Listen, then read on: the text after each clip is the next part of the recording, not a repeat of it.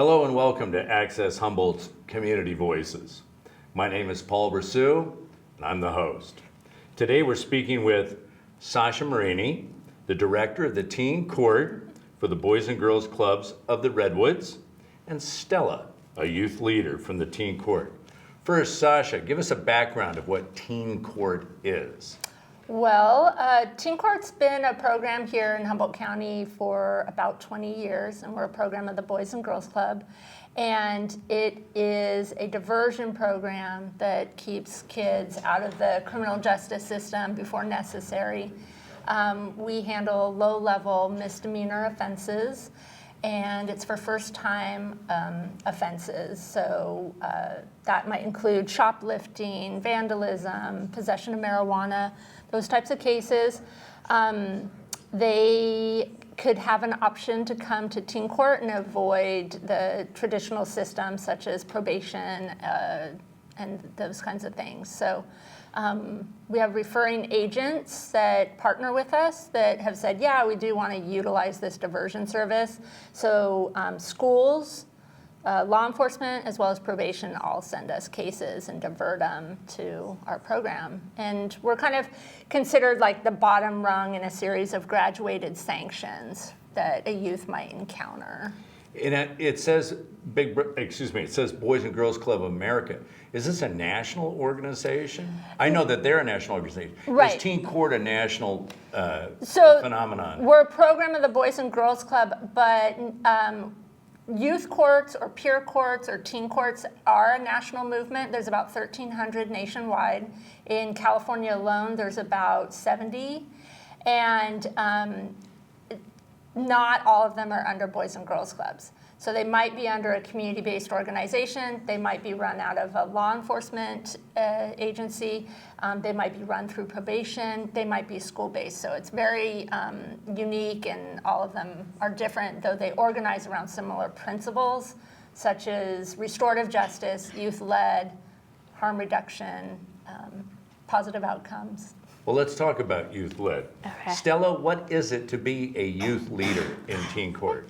So I'm a Teen Court leader, and I went through a process. First of all, I heard about Teen Court, and I became a volunteer. I went to a jury training, and I started serving on the jury, and after a while, I sensed it was a really important thing to do, so I applied to be one of the Teen Court leaders. So I was chosen, I got in, and we meet every Thursday when there isn't a court date, and we decide how we're going to run our program, what principles we want to make sure we're upholding, as well as how our court dates and jury councils work. So let me ask you a question. You got into it because you heard about it where? I heard about it at school. They had a little poster, and I was like, oh, Teen Court, that sounds really cool. It said something about like social justice, and I was like, that seems like important work. So is a legal profession something you're interested in? Is social justice the advocacy that got you involved in this? Yeah, I am pretty passionate with politics. I want to be a legislator when I grow up. So this is the kind of work I want to do, yeah. Okay, so then you get involved, and you said the jury was so interesting to you. Yeah. Many people may not know that a juvenile court system doesn't have a jury, right? The traditional system. Yeah. So this is the only place that a jury of the peers could occur. Mm-hmm. Yeah, and that's really important because we kind of understand where they're coming from and how they might got in a situation, how they did, so we could make better decisions around them, yeah. How many jury trials did you sit in on before you decided you wanted to become a leader? Not that many, maybe like, maybe like 4 or 5, like. They saw you were a star from the start. Yeah. There's no doubt about it. Well, so when you talk about different ways in which to handle cases, why don't you tell us the options that you have? Yeah. We have court hearings, which they're structured more like a traditional court system, where we have, we meet in the Humboldt County Courthouse, and we have a mentor judge as well as a teen judge, and we Okay, have. stop. Let me go. So I'm going to paint this picture. Yes. You meet in the actual rooms in which trials take place in Humboldt County? Yes, we do. Okay, so please explain to me what a mentor judge is. Okay, so we have a judge that has volunteered to help with our program, and they So kind it's of. not a mentor judge, it's a real judge It who is are a real volunteering judge. their It is a time. real judge, yes. Judge Wilson's been with our program since the beginning, since Wow. 2001. Wow, Yeah. fantastic. And yes, people in our program could volunteer, like a teen could volunteer to be the judge. The mentor judge kind of sits in the background, helps, he gives notes on our trials and stuff like that. We have a teen clerk, and of course we have a full jury of teens, and we also have 2 teen attorneys who Okay, also now have hang on, mentor before we get to the attorneys. attorneys, I want to go back to the judge. Is the judge, the mentor judge, also Judge Wilson, Yes. helping the teen judge run procedurally the court? Very minimally. Yeah. Actually, yeah. So how does the person who's the judge know how to run the proceedings? They have a script. They have a script. Oh, they have a script. Yeah, yeah. So they have a script, and then if a teen has done it more than once, they can add their own flair to it.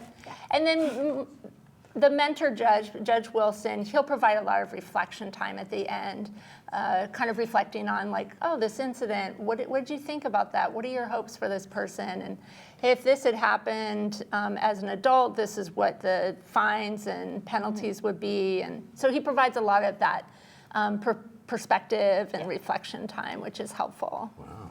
So something else you said, Yes. teen attorneys. Yeah. Now, are there mentor attorneys from the community that help? Yes, there are. Wow. So if you've served on the jury a couple times and have shown interest in being an attorney, you can get someone's case and you research it and kind of develop your own angle, as well as you get to contact a mentor attorney who helps you with any questions and is sitting there with you in court to help with your line of questioning. Okay, now I know the answer is yes. You've been a judge and an attorney, right? Yes, Okay. I've been an attorney. So talk to me about being an attorney. You get the file? Yeah, you get the file, you get whatever comes with it. If there's like a police report, you get the intake interview, which teen court does, and it asks them a series of questions, kind of like what they like to do and like how they felt about the incident, what repercussions they've had at home. And we have 2 different attorneys. We have a client attorney and a community attorney, and I've served as a client attorney where we get to contact our participant and actually talk to them over the phone. Wow. And You don't meet in person? we could, but we usually do like a phone call. It's a little more comfortable for people, but we do meet a little bit before court to talk to. Yeah. When you're having the phone call, okay, so now you're going to call your client that you're representing. Yes. And there's going to be a judgment that comes down based upon how well you represent it, just like the big leagues here. Yeah. Do you talk to your mentor attorney about how to go about properly asking the questions of your client and then how to go about presenting the case for your client? Yeah, of course. So the mentor attorney gets a copy as well. So when I call them and contact them, they kind of have their thoughts and they could help me. Are they on the call? No. Okay. But I could call. I contact them separately. But then, yeah, I do get a lot of mentoring exactly from them about what they think about the case, what questions they think would be important, like what facts about the case that I should focus on or not focus on. So yeah. Now, do you ever go through the case first and then talk to your mentor attorney, and the mentor attorney says, you should look at this, this, and this, and you think, wow, I'm on the right track. That's what I Yeah. was thinking. Of course. Yeah. Have you swung and missed before and thought, I wasn't even thinking that? No. No, you haven't. No. No. We train them well. You are the Pretty good. natural, right? Well, interesting. So then the hearing takes place, and I would assume evidence is presented, closing arguments occur, and then the jury goes off. Yeah. Then what? They get to deliberate on their own. They get carried out by the bailiff, of course. But then they go talk, think about what restorative assignments. We don't focus on punishing them at all. That's not the thing. We give them assignments that are going to help them in their life and to help them be accountable and reconcile their mistakes. Now, I would assume that the people that are coming before these courts Yeah. are first-time offenders. Yes, they are. Do you have any repeat offenders or second-time offenders?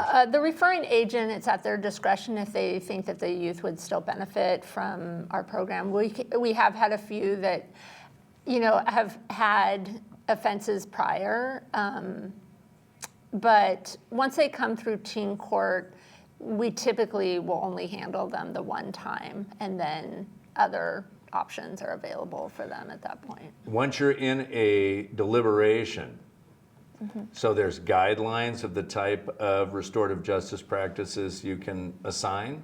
Yeah, we have a jury four-person who kind of leads the discussion, but we do have like an assignment sheet that we could look at, but we can make up things that we think would benefit them. We usually, a really big thing is we look at their background. We usually assign like counseling sometimes. We could make them do a report on a book. We can make them write a letter to their victim or something like that. So we have a lot of options, and we also sometimes will have them like build a resume or something that we make up as well. So then the verdict comes out. Yeah. The restorative justice is in place. Yes. Okay. Now, have you ever run into people that you've represented or been on a jury in court, in school, or in the community? Yes, of course. I go to school with many people that I've represented, but you don't let that affect how you treat them or talk about their case at all. You don't do that. But Or are you the lawyer everyone wants to get? I don't know. Or maybe headed that direction.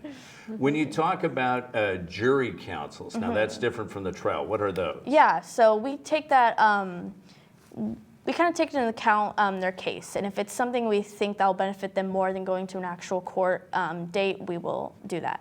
And we have like a smaller group of teens. It's kind of like almost like a restorative circle where we talk to them one-on-one, get their side, and kind of work with them to create a sentence that would help them best. Wow. Yeah. And then now you have X amount of cases a year. Is there any way to assess how you did if your restorative practices were successful? Do you find out about some of these people? Yeah, usually like a month or two after we assign someone a sentence, we check in with them. We do a peer counsel, and we talk to them, we see how they're doing on their assignments, and we really get to see how they've changed or how they're finishing their. Is there sort of an accountability for the assignments? They have to come Yes. back to you and say, we've completed what we were, Yes, the jury gave us? they have about 2 months to complete things, and as Stella's saying, about halfway through, about a month in, they'll meet with the teens again to kind of talk about how things are going and to brainstorm or troubleshoot if they're having any barriers to completing things. So as staff, we're checking in with them on a weekly basis and either seeing them there at court, because every youth who comes through has to serve 3 times on the jury. So Oh, really? that's like the one thing that is mandatory. So that gives them the possibility to be on both sides of the process and not be stigmatized like, oh, you're only doing bad, but they have something to offer to someone else and can really leverage that experience in a positive way. Now, most people that you've served on the jury with then have gone through the process as a person who went in front of the court? Yeah, it's about half and half, I would say. It's a mix. So It's a about mix, half and half, that's yeah. interesting. So, and then what about, when you talk about percentages, how many jury trials are there to these jury counsel, the courthouse hearings as opposed to a jury counsel? The courthouse hearings are far more common. They're far I more think so. common. Yeah. Yeah. And That's what we is there a usually do. day that they always take place? I would assume that the county's got to clear the docket so that you can use the facility. Thursdays. Thur- Thursdays Yeah. is when we do it. Yeah. Thursdays a day. Yeah. Yeah. So this is, I mean, every Thursday this is happening, so So the first and third Thursdays, we have courthouse hearings, and then on the alternate Thursdays, we have leadership meetings. and then real quick, as we're coming to the end of our time about the leadership, this is fascinating to me. What are your leadership requirements? Well, I show up every Thursday, and I had to apply. I had to write why I'd be a good fit for the Leaders Program, as well as offering good insight. Like, I'll be the one that's first to take like an attorney position. I'll make decisions based on what projects we want to pursue, things like that. Is that fun? Yes, of course it is. Yeah, I love it. It's awesome. Yeah. It's great to have a say in the process. Yeah. Well, it's amazing. You must have learned an enormous amount about the legal process Yes. this way. Well, Awesome. and Yeah. as you were asking earlier too, it's not just the legal profession, it's like social work, Right. any kind of helping profession, any youth who's Any interested teacher. in those kinds of things, it could be a good opportunity to get exposed to those kinds of skills in this program. One more quick question before I wrap up. Have you ever had anyone go through this program and then become a lawyer? Yeah. You have? Well, so yes. Yeah. So, and some of our mentor attorneys that now practice here in Humboldt County participated in youth courts as when they were in high school. That's fantastic. Yeah, so there's really cool like full circles that happen. Tremendous. Yeah, and some of the teens that come through who have committed an offense take on attorney positions, continue volunteering. So Beautiful. at least 10% each year are continuing to volunteer because they found something positive out of it. That's so impressive. Well, that's about all the time we have for today, although I could ask a lot more questions. I'd like to thank my guests, Sacha Marini and Stella Thank you. From Teen Court. And we'll see you next time on Community Voices.